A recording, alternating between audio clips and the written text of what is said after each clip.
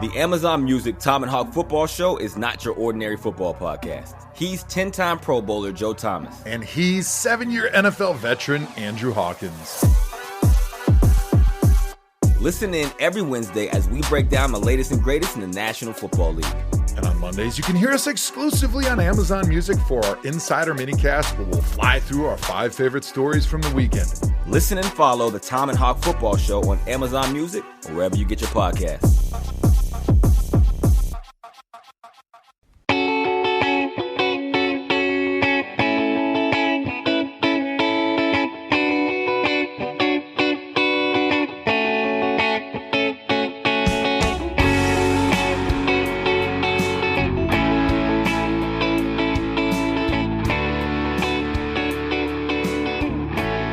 Welcome to another episode of Purple Insider. Matthew Collar here, and joining us on the show, Daniel Popper. He covers the Los Angeles Chargers of Los Angeles for The Athletic. Daniel, how are you? Are things normal in Los Angeles? Because they definitely are here. Yeah, pretty normal. No COVID incidents to speak of, no lawsuits to speak of. So definitely a little calmer in Los Angeles than in Minneapolis right now. Okay, I guess we're different then. And by the way, I did check the weather report, and I will be headed to Los Angeles, where it is going to be 90. Anyway, well, that will be nice for me. But here's what I want to talk to you about, Daniel, is I want to talk to you about Anthony Lynn. I am aware that Anthony Lynn does not coach the Los Angeles Chargers anymore, but that's the point. So here we are in Minnesota with a fork in the road that we've come to, or a crossroads with Mike Zimmer. It's a 3-5 team, and tell me if this sounds familiar to the Los Angeles Chargers. They're losing a bunch of close games, right? And they have a coach who is good, but he's sort of behind the times. And they have a quarterback who is limited athletically, though still very talented. Again, tell me if this is ringing a bell. And what I want to know from you is what it has been like to go from that similar circumstance that I just described in Los Angeles, when you had Rivers and Lynn, to now having Brandon Staley and Justin Herbert, and that change and what it's meant to the organization over the last year plus. Yeah, I mean, the one word I can use is it's refreshing, because I'm somebody that believes in math, believes in numbers, believes in win probability models. So it was rather maddening to watch the Chargers make decision after decision after decision that just were blatantly conservative and went directly against what the numbers were showing. I point back to the Chiefs game in week 2, Justin Herbert's first start in the NFL, and Anthony Lynn punted the ball on a 4th and 1 from his own 34 in overtime to Patrick Mahomes. Now, shockingly, the Chargers never got the ball back. Mahomes drove the Chiefs down the field and kicked the field goal, but that's the type of decision that Brandon Staley would never make. He's going to be aggressive on 4th down. Obviously, he leans into the win probability models. They hired an additional analytics staffer this offseason. They have 2 analytics staffers now who are heavily involved in decision-making. Brandon Staley is allowing them to create models that are obviously proprietary, but they incorporate win probability on top of, where they're playing the game and weather and field conditions and et cetera, et cetera, et cetera. All of those things are factored into it. But he's a guy that's going to, if it's a, within a margin where it's kind of a toss up, he's going to act aggressively every single time. He's not going to make the conservative decision, even when the numbers sort of allow him to make that sort of decision. And it's showing up. They're winning games as a result. Like, you go to the Chiefs game, the 4th and 9 that they went for, and I know they got a call on that play from the referees, but that's being aggressive against a team at that point in the Chiefs that had a really high-powered offense. Obviously, they've fallen off since then. But even going back to this game against the Eagles, 2 4th and 1s on the final drive of the game that allowed them to hang on to the ball for the final 6 minutes and kick the game-winning field goal. I'm not sure Anthony Lynn makes those decisions. And so it strictly from a number standpoint, they're leaning into the math, and it makes a lot more sense from that perspective. But the aggressive mentality is filtering down to the players as well, where they're saying, oh man, like, our coach believes in our offense. And it's hard to really put a finger on and quantify what that means, but it's certainly breeding a sense of confidence amongst these players on both sides of the ball, because that Brandon Staley is going to be aggressive, and that means the players are going to be aggressive as well. With the Vikings, it feels like the exact opposite, where they are in every game and they play well on defense, but then in the biggest moments, they seems like they have a tightness to them, or they're just weak enough to allow good teams with good quarterbacks to come back, or playmakers to make plays, or something like that, that there's always sort of something in the way. And it's to the point where you would never say, oh my gosh, Kirk Cousins, wow, just get rid of him. He's not a joke. This isn't Christian Ponder. And with Zimmer, the schematics, I think, are still good on the defensive side. On the offensive side, there seems to be Zimmer presiding over the offense that has been problematic because they are run first, and we have to establish the run, and we have to run on 2nd and 10, and those types of things. It seems to me like these things are very similar to Anthony Lynn and very much are the way that it was always done. And when Mike Zimmer 5 years ago was in the middle of the league in these things, but there are coaches like Brandon Staley who are taking over with the mentality that has caused them to be pushed down the line. And when it comes to close games and the Ravens handle every situation perfect, well, that's advantage Ravens. And there are a lot of teams in the league now that seem to have that little edge over where the Vikings are. Right, but that's the thing about it is the margins between winning and losing, the margins between 3 and 5 and 5 and 3 are so razor thin that you need to be maximizing every opportunity. You need to be gaining every single advantage that you can gain. So why wouldn't you do it? It comes down to hubris and stubbornness. That's it, period. Like there's nothing else that you can explain it as. It's like, this is the way we've always done it, and I'm refusing to do that. You know, these coaches, right, will sleep in their offices. They'll work 22-hour days. They'll do whatever they can to come up with the best game plan and the best scheme. They'll do whatever it takes. They'll, Dan Campbell's out here drinking 2 venti coffees a day to give him the boost that he needs to come up with the correct game plan, right? But leaning into win probability, giving yourself a mathematical advantage, full stop. That's where I draw the line in terms of gaining an advantage. It's asinine. It makes absolutely no sense. And so the Chargers are sitting here comfortable knowing that they are going to have, at worst, an even playing field mathematically with whoever they face and from an analytical perspective. Like, no one's going to make better decisions than them. The Ravens, for example, might make similarly good decisions, but they're going to be at least at a baseline level against every single team they play against because they're leaning into the math and because they're making decisions based on win probability models. And a lot of these teams, the Mike McCarthy's of the world, the Mike Zimmers of the world, they're going to have a built-in advantage there because they're leaning into the numbers. It's just an easy thing to do. Go hire a couple 25-year-old data scientist graduates from Yale or Virginia or wherever you want to hire them from, and go let them run some models and then lean into the math. This isn't that hard, right? And the other part of it is, which I think gets lost a little bit, is it's not all numbers and analytics here.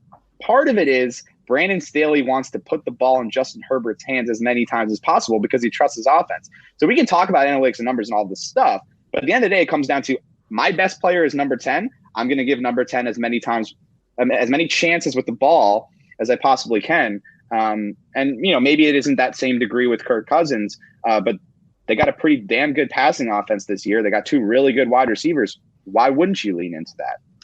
Yeah, in fact, it's become a show thing to say lean into the Kirk, lean into the variance that goes into sometimes he hits big and sometimes he doesn't. But even then, this year, nothing is really working consistently for them. And when they do take more of a pass first approach than they did last year. I mean, last year they were 27th in attempts despite playing from behind a lot. Whereas this year, the success of the run game has been so much less that a lot more is on Cousins. And I want you to take me back. Anthony Lynn and Phillip Rivers combination was right in the playoff race pretty much every year and even had a very, very good year.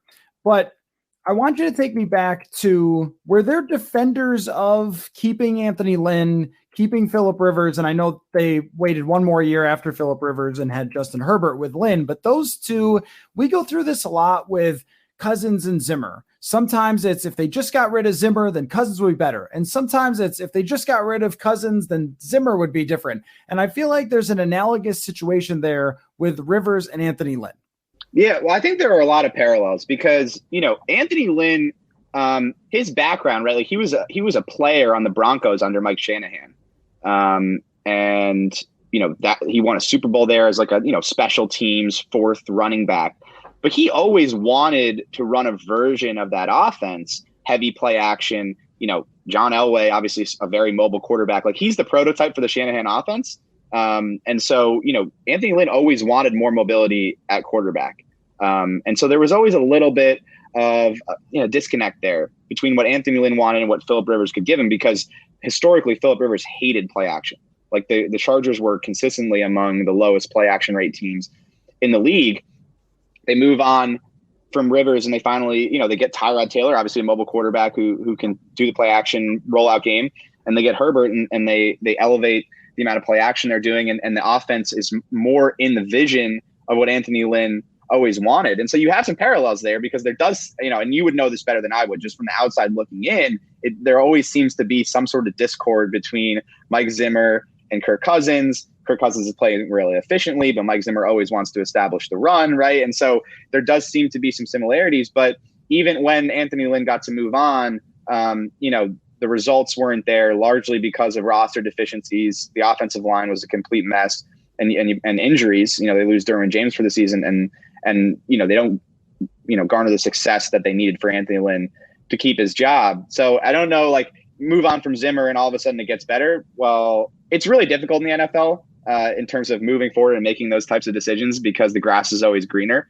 But the one thing that you can always lean into, which we were talking about earlier, is bringing in a coach who's willing to lean into the numbers, because the math doesn't lie. That's the one thing that can improve, is if you make better decisions, both in terms of your fourth down decision making, time management, all of these things that are easily controllable. And so maybe if you bring in another coach, at least that part of the advantage game will be closer to what the Vikings fans are looking for. And furthering these similarities, Mike Zimmer loves the Kubiak offense so much that he brought in Gary Kubiak and then kept his son here. Those guys are believers very much in that offense, and it maximized Kirk Cousins for a couple of years. But I also think that teams realized, you're going to run the bootleg here on second down and short, and they would start sending their defenders upfield and finding solutions to that. And the Vikings haven't really figured out how to counter, because it's not Gary Kubiak, it's his son calling plays for the first time. But similarly, when the Vikings drafted Kellen Mond, they talked about, he's got this mobility. Is there anyone hearing us? It's mobility that maybe our quarterback doesn't have, and we're not going to name names. So it's clear, and I think that offense is amazing with mobile quarterbacks. I think that's what San Francisco sees with Trey Lance eventually, and why they didn't draft Mac Jones. But I want to talk about Herbert, because with the Cousins thing, it feels like there's always different offensive coordinators and coaches, and you get the same results, and there's some limitations there. And if you're a person that believes that the Vikings should move on from Cousins after this year, this weekend is the guy to point over and be like, that guy, a big guy. Yeah, there were some questions with him coming out, but this and that, but he's giant. He can move, he can heave that thing, and he's got guts, and it changes your franchise. It changes the way people think of the next 10 years of your franchise when you have that guy. And there, I know, are plenty of examples of teams who did not get the guy, but Herbert is the high-end result of going from someone who kept a cap on what you could be to now a guy where it feels like there's no ceiling on what he can be. Right. So my response to that is, you can get a lot worse than Kirk Cousins. Like, that's the thing, right? You can get a lot worse than that guy. And you can look over at the Chargers and be like, we want Justin Herbert. But there aren't that many Justin Herberts out there. The Chargers were earlier in the draft. They might have ended up with Tua, right? And Tua's worse than Kirk Cousins. So that's the problem, is you have a known quantity at quarterback. The question is he good enough to win you a Super Bowl? That's really the question that you have to keep asking yourself. But I don't know how many Justin Herberts are coming along. I think the league probably overthought it a little bit and looked at some of his performance at Oregon when he didn't have very talented receivers and he was operating in a run-first offense that didn't really maximize his arm talent, and said, okay, this guy's not going to be successful. But the talent itself jumped off the page. And then you dig into his makeup and, how humble of a guy he is, and the type of teammate he is, and how genuine he is, and the leadership qualities that people questioned are actually one of his biggest strengths. And I think that's why you're seeing the success. But it's a dangerous game. It's a dangerous game. And my gut says that if you have a known quantity of quarterback that can play at a decently high level, it's not always the correct answer to move on because it can get a lot worse. Yeah, I guess my counter to that would be, and so what if it does? Because if it gets a lot worse and your quarterback like Tua wins no games, you just draft the next guy. And that's hard to deal with because who wants to sit through whole seasons or a whole season if you're Arizona with Josh Rosen and go, oh my gosh. But even with the Vikings, they drafted Christian Ponder. It blew up in their face. They drafted Teddy Bridgewater. And had he not gotten hurt, we might have been talking about Teddy Bridgewater leading the 2017 team to the Super Bowl. You just draft another guy until you find the guy. And here's my question. How many times has it ever worked where a guy just sort of hung around as just the 12th, 14th best quarterback in the league and was paid highly, and then it all just clicked, and then they got to the Super Bowl? I mean, it's pretty rare, right? You feel like your fate is stuck in the middle. This fan base in particular has been there for so long, and the Chargers were too, that it's like, am I willing to maybe lose games in an attempt for a year or two to go big and to find the next Herbert? That's if it doesn't go right. I mean, you keep trying. But in particular, I feel like Vikings fans are really in this place where they're ready for something like that. Yeah, no, and I think that's a good point. But, the real question you have to ask yourself is, can you win a Super Bowl with the 12th best quarterback in the league? I don't know the answer to that. It depends on, your personnel around them and, primarily how good your defense is. But it's really hard to win a Super Bowl with like the 25th best quarterback in the NFL. And the Dolphins have been looking for a quarterback ever since Dan Marino. So like there are organizations that have toiled away here looking for quarterbacks, not for years, for decades. And so that's the question you have to ask yourself. And it's really hard. Like it might be the most challenging thing in all of sports to find a legitimate franchise quarterback, to find a top 10 quarterback. Like it's very, very hard. And a lot of organizations have failed to do it over like my entire lifetime. So, sometimes the known quantity is the better route. But I know it can be frustrating, sort of being mired in that mediocrity like the Vikings have been over recent seasons. Sam Ekstrom here, wondering if you're stuck on your company's injury report. In an unfortunate situation like that, it's good to have someone in your corner. That's where Kemet, Sanford, and Kramer Law can help you understand your rights under Minnesota's workers' compensation laws. There's enough uncertainty in our lives nowadays that the last thing you want is to feel helpless if you wind up in a bad situation after a workplace injury. Kemet, Sanford, and Kramer will fight for you if there's been a wrongfully denied work comp claim so you can get the benefits you deserve. If your claim's been accepted, they help with rehabilitation disputes, medical disputes, help you get a second opinion, and ensure you're getting all the benefits you're entitled to on an accepted claim. Kemet, Sanford, and Kramer will provide you with dedicated and experienced disability attorneys that have secured their clients tens of millions of dollars. Our good friends Mike, Pat, and Evan will handle all that messy legalese to and from the insurance company about your claim while you focus on what's important, your recovery. And there's no cost involved for reaching out to Kemet, Sanford, and Kramer. In fact, you don't pay a dime unless they successfully obtain your benefits. You get paid, then they get paid. It's that simple. The website is yourminnesotaworkcomplawyer.com, where you can find a phone number to get a free consultation. This is an attorney advertisement from Kemet, Sanford, and Kramer, yourminnesotaworkcomplawyer.com. Do you want an all-star team? Well, you need an all-star hiring partner. You need Indeed. Get started right now with a $75 sponsored job credit to upgrade your job post at Indeed.com/BlueWire. Indeed is a hiring partner that gets you what you really want, a short list of quality candidates as fast as possible.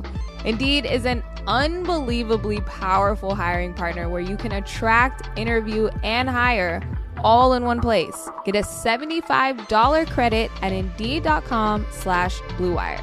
Don't struggle on your own to find quality candidates. Indeed got you. Don't even worry about it. They can help you hire the right people right now. Indeed partners with you every step of the hiring process so you can find talent with the skills you need through tools like Indeed Instant Match, assessments, and virtual interviews. Indeed.com/BlueWire. Offer valid through December 31st. Terms and conditions apply. Yeah, and I think when we talk about Cousins, there's probably a path that involves, like, you have to have a different coach who's offense focused. You have to get 5 really good offensive linemen, not 2. You have to build, like you said, an elite defense, and then you have to get really lucky. And oh, by the way, the clock's ticking on Adam Thielen and Harrison Smith. These are older players. And holding all these things together all at once for a year involves a lot of luck. We've seen better quarterbacks than Cousins, who have better teams than Cousins, still not be able to get there, like Drew Brees, for example, for a number of years. So you're absolutely right that this is not something where I would say confidently that it's easy. You could just draft the next guy. It's just that when you go 7-9, 8-7-1, 10-6 at your best, it's hard to say that there's a formula. And I think that's what's different is with Phillip Rivers. If you get all these things together, he's got LaDainian Tomlinson, this guy can maybe win the Super Bowl. That was always the belief. And they got him close a bunch of times. With Cousins, there hasn't been that example of getting close. There hasn't been a formula. And how do you get it to click? Yeah, absolutely. But, ultimately, Phillip Rivers never won the Super Bowl and only made one appearance in the AFC Championship game in his entire career. And so we can get into was he good enough to win a Super Bowl? The fact is he played a long time, 14 seasons as the starter, had some talent around him, and never got the job done. And so, we can get into the Phillip Rivers debate. To me, the way he played the game was too volatile. He took too many chances and didn't have that elite arm talent. And so as he got older in his career, it led to a lot of interceptions. And he was a big factor in that 2019 team missing expectations. I know they had injuries on the offensive line, but he made a lot of mistakes. And that's why they eventually decided to part ways with each other, because the Chargers felt like, he wasn't that guy anymore. But yeah, quarterback is a very fickle thing, and it's tough. It's really, when you find the guy, you look at the Chargers right now, Tom Telesco has made mistakes as general manager, but he nailed Justin Herbert. And for that, he's going to be here for the foreseeable future, because it's just so damn hard to find a quarterback. Well, tell me about Herbert, because we should get into some things involving this football game that the Vikings are trying to save their season with. So Mike Zimmer has been historically very good at slowing down and frustrating young quarterbacks. And I'll still put Justin Herbert under that umbrella, though he's emerged, and some people would say he's one of the better quarterbacks in the league. But give me a strengths and weaknesses here. Yeah, so just even over these last 3 games, they went up against the Ravens, and Wink Martindale just out-schemed them. They before this win over the Eagles, they really were struggling with their early down offense. And so they ended up in a ton of 3rd and longs in that game. And Wink Martindale was able to express a lot of exotic packages. It wasn't necessarily a lot of blitzing, but you go back and watch the tape, they had 3rd and 8s where Wink Martindale had 9 guys in the line of scrimmage and then dropped 6 of them. And Justin Herbert was flustered. They gave up a decent amount of pressure in that game. And so you look at that game and you say, okay, what does Mike Zimmer do well as a defensive coordinator? Brandon Staley said today he might be the best 3rd down defensive engineer in the history of the game, right? And so if you're trying to get Justin Herbert, create that kind of flustered quarterback that he was against the Patriots and the Ravens, you got to throw a lot of disguise at him. And he saw, when he was in position to make plays, there's a ton of pressure on him. Now you go into this Eagles game, Jonathan Gannon plays a ton of zone, and the Chargers sort of knew what they were going to get. The Eagles entered the game with the lowest man-to-man rate of any team in the league, any defense in the league. And so Justin Herbert was like, okay, I'm going to get a lot of cover 2 and a lot of cover 3. He knew what he was getting, and he was able to be precise and really have a tremendous game. Now, I see a lot of parallels between what happened in that Ravens game and what could happen in this Vikings game. And so if the Chargers sort of regress a little bit in terms of their early down offense and they face a lot of 3rd and longs, just something that has been a detriment for them this year, you could see Mike Zimmer have one of his quintessential Mike Zimmer games and really disrupt Justin Herbert with some exotic 3rd down looks. I think that's a key going into this game.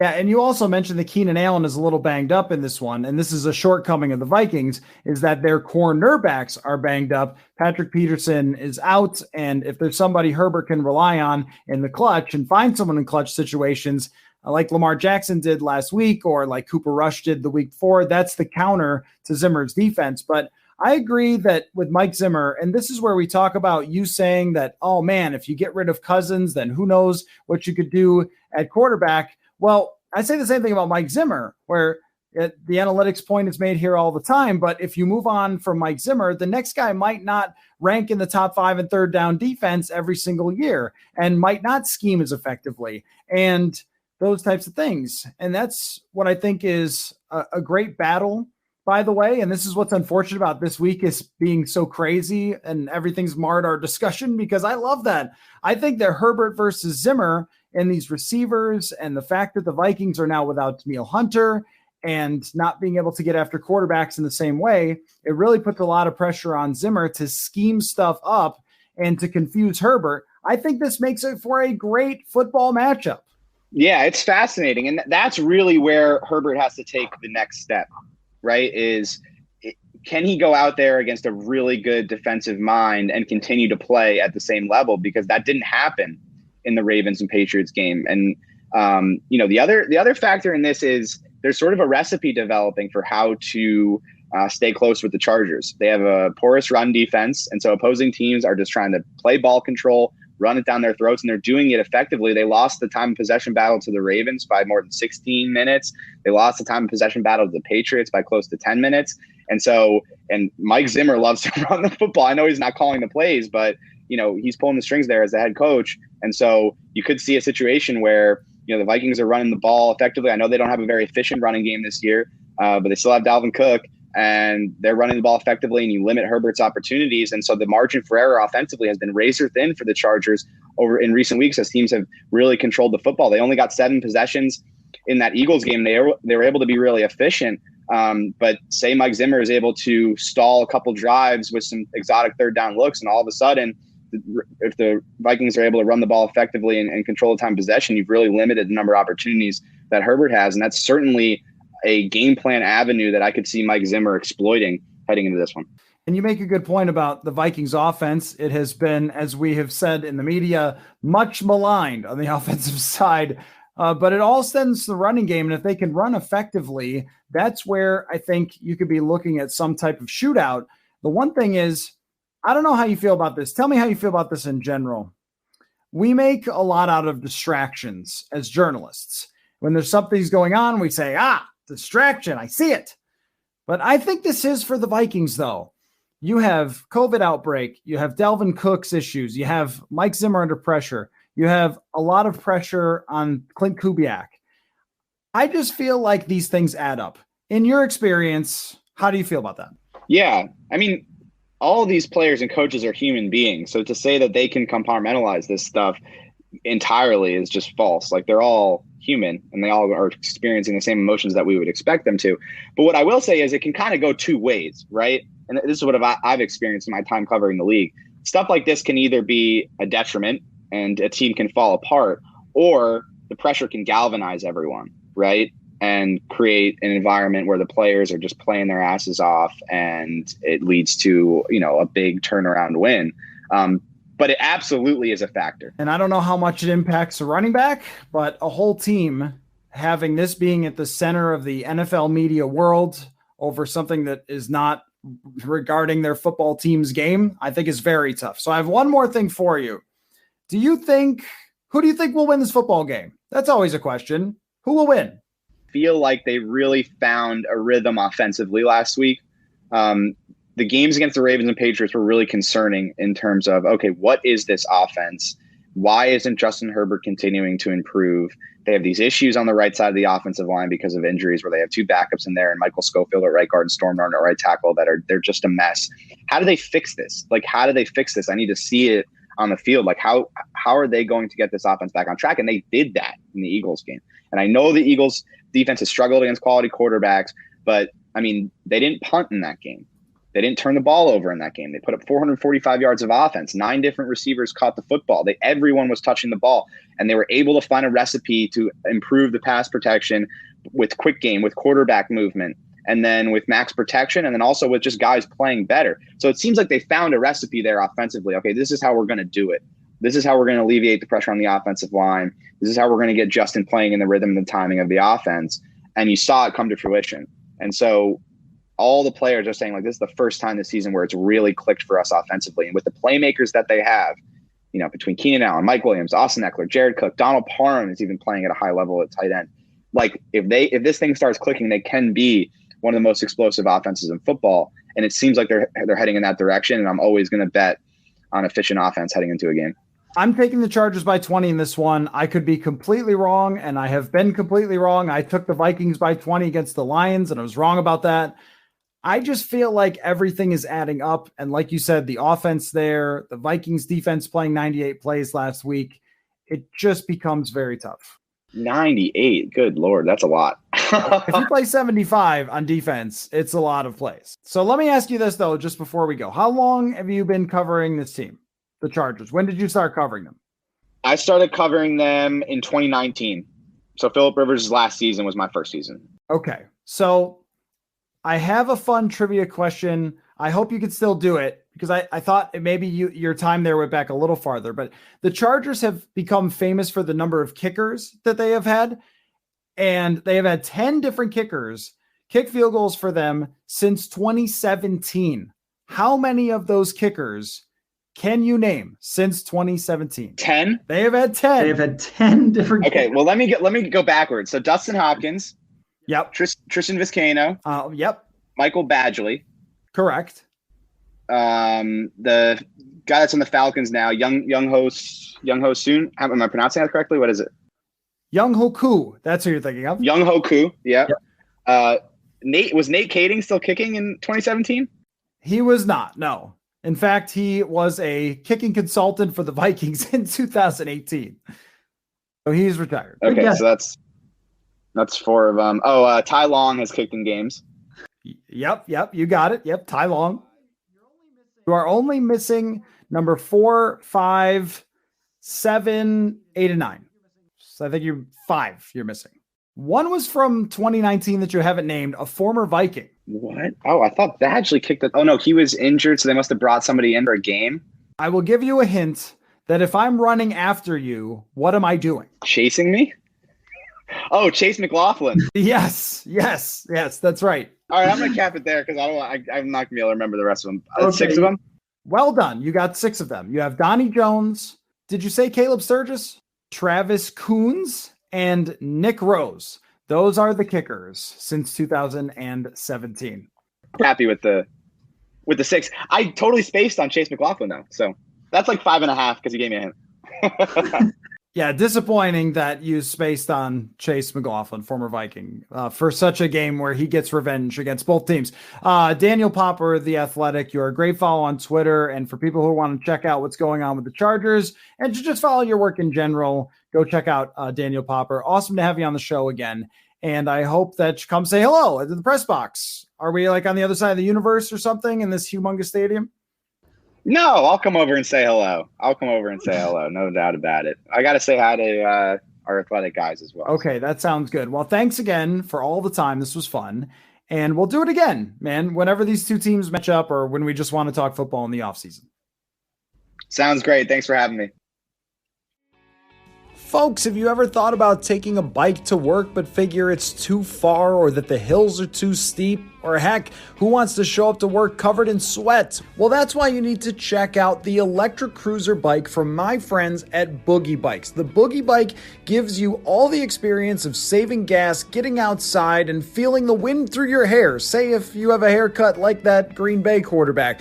But you don't have to be an Olympic cyclist in order to get all those benefits. The Boogie Bike has a strong yet quiet motor, sensitive pedal assist, and a very comfortable seat for you to cruise along for miles and miles. Don't settle for a low quality bike. The Boogie Bike is built in Wisconsin using its highest quality parts from around the world, and honestly, it looks cool and goes fast. Go to boogiebikes.com, get yourself an electric bike today, and use the promo code SKOL, S-K-O-L, to get $250 off your purchase and a nice basket as well. By the way, there is no risk within the first 15 days. You can try a Boogie Bike, and Boogie Bikes have an industry-leading 5-year warranty as well.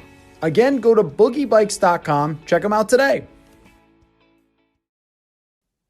Okay, I promised you guys that I was going to stick with the final drive idea where at least once a week or so, I give a couple of takes from around the NFL because there's just a lot to talk about. And I feel like with all the Vikings madness, I can't cover it all. So I'm sticking with it. And this is the second week of our final drive. So this is 5 takes that are about 2 minutes or less.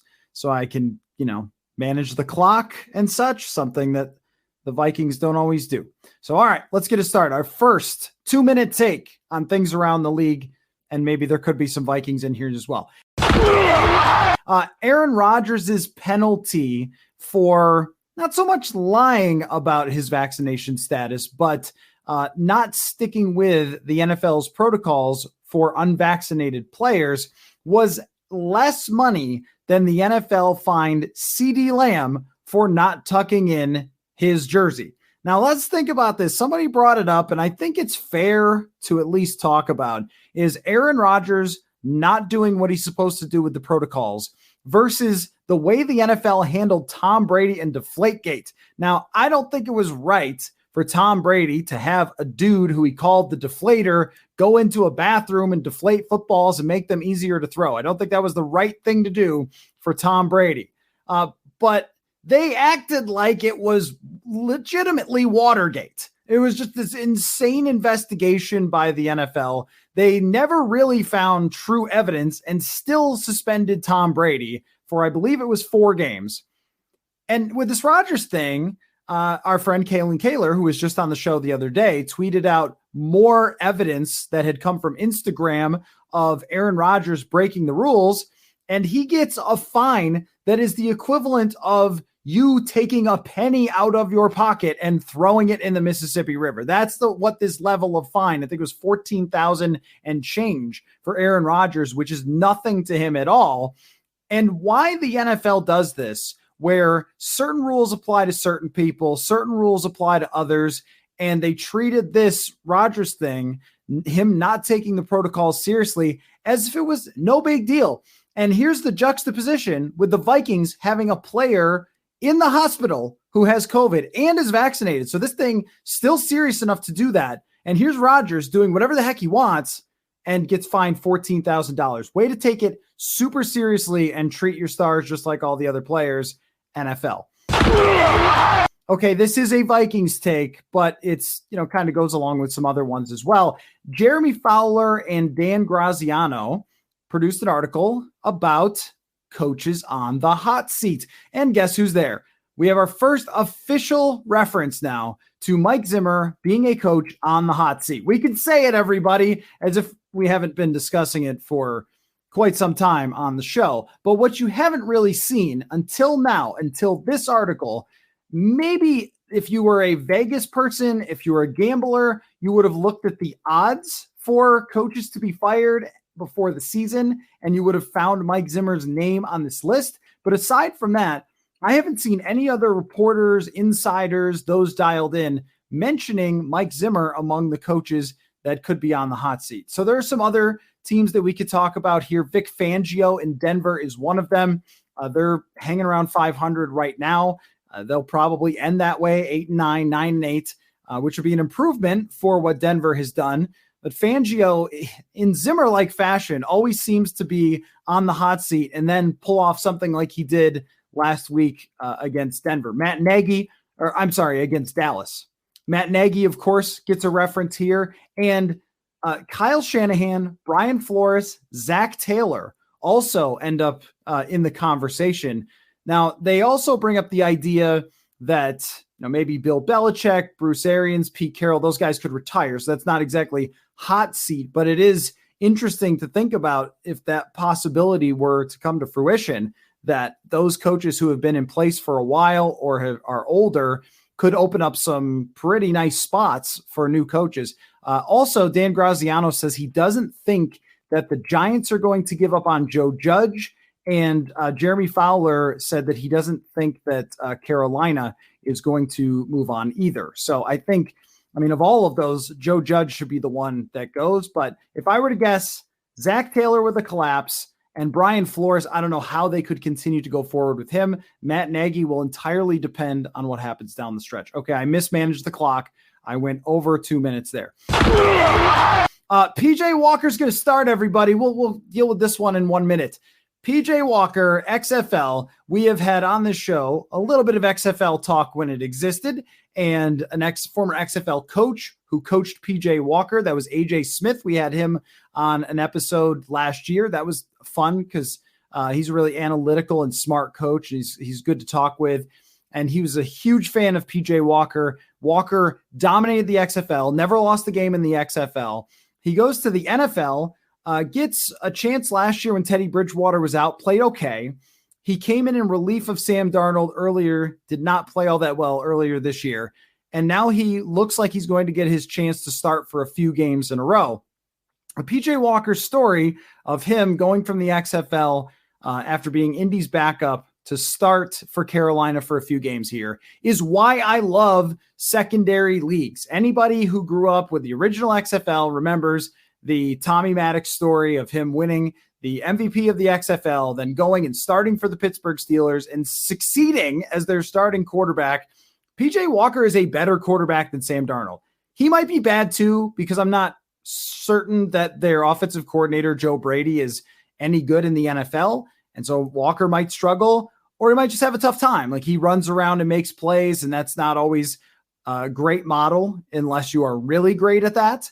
But I'll be interested. I'll be very interested to see how PJ Walker does. It has to be better than Sam Darnold. And Walker and Darnold, no objective analysis would find Sam Darnold to be better than PJ Walker. I think as a quarterback, in terms of what he can do, his talent, Walker's small NFL sample versus Sam Darnold's big, bad NFL sample.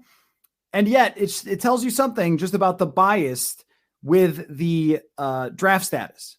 When someone is drafted high, they're considered to be great, and coaches can fix them for absolutely ever. And if a guy wasn't drafted high and he played in the XFL, then he can never play no matter what, unless the other guy gets hurt. So good for you, PJ Walker. It'd be fun to see. All right. Dane Brugler has released his top 50 players for the first time since before preseason, I believe, his first 50 prospects.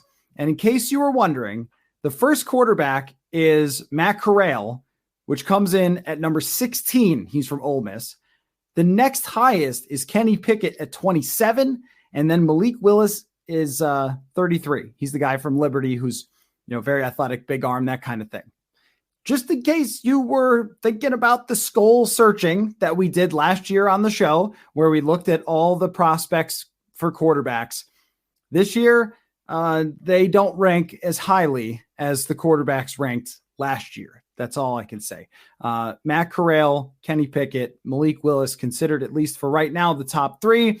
That doesn't mean that none of them will move. We've seen a lot of movement each offseason or into the bowl season. When somebody finishes strong, they get a lot more attention.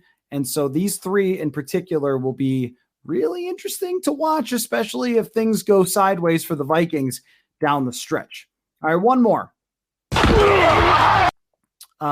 Odell Beckham, at least as of the moment that I'm recording this, has narrowed his search to only a couple of teams that he might think about signing with. And I will throw it out there, despite the possibility of old takes exposed, of having this blow up in my face and be totally wrong, that no matter where he goes, it's just hard to see him having much of an impact. I don't think Baker Mayfield is a great quarterback, but I think if you run the routes you're supposed to run, Baker Mayfield will throw you the football and you can make some plays. I don't think he's so bad that you can't succeed with him. It's not always going to be perfectly accurate, but if you do it the right way, it'll probably work. If he goes to Green Bay, if he goes to the Saints, if he goes to whoever, the Chiefs, it's just hard to see the old version of Odell Beckham exploding onto the scene and taking things over and dominating, right? But I did want to say, the Chiefs being on the list, I think what we see with Kansas City is just how much of a difference it makes when you have multiple good wide receivers versus when you have just one. When they had Sammy Watkins, they had another guy who could get open in big situations. He made a lot of plays. And now that it's all the attention on stopping Tyreek Hill from going deep, opponents are just able to slow that one guy down. And Travis Kelce is a good player, but he's not a deep threat at all. And this is where I feel like Patrick Mahomes' biggest deficiency is that his other wide receivers aren't just not great. I mean, they're extremely poor and cannot get open versus man coverage. So if there is one scenario in which I could see Odell Beckham having an impact, it's the Chiefs, because the rest of their receivers are just stupendously bad. All right. That is our final drive. And I know that I probably went a little too long on a couple of these and mismanaged the clock, but that's how it goes. So appreciate you guys all listening as always. And we'll be back soon on Purple Insider. What's going on, everyone? I'm Claudia Bellafato, and he is Joe Fan. This is Bet to Win. We talk betting, break down the lines. We have the traders come on each week. We have some experts come on to talk boxing, UFC. We talk football. We talk basketball, baseball. What else do we talk about, Joe? We'd make fun of each other. We make fun of each other. We have a whole lot of fun doing it. We do. So come join us. Let's pick some winners, lament the losers, have a good time doing it. Make sure you subscribe wherever you listen to your podcasts. New episodes out every Monday and Thursday.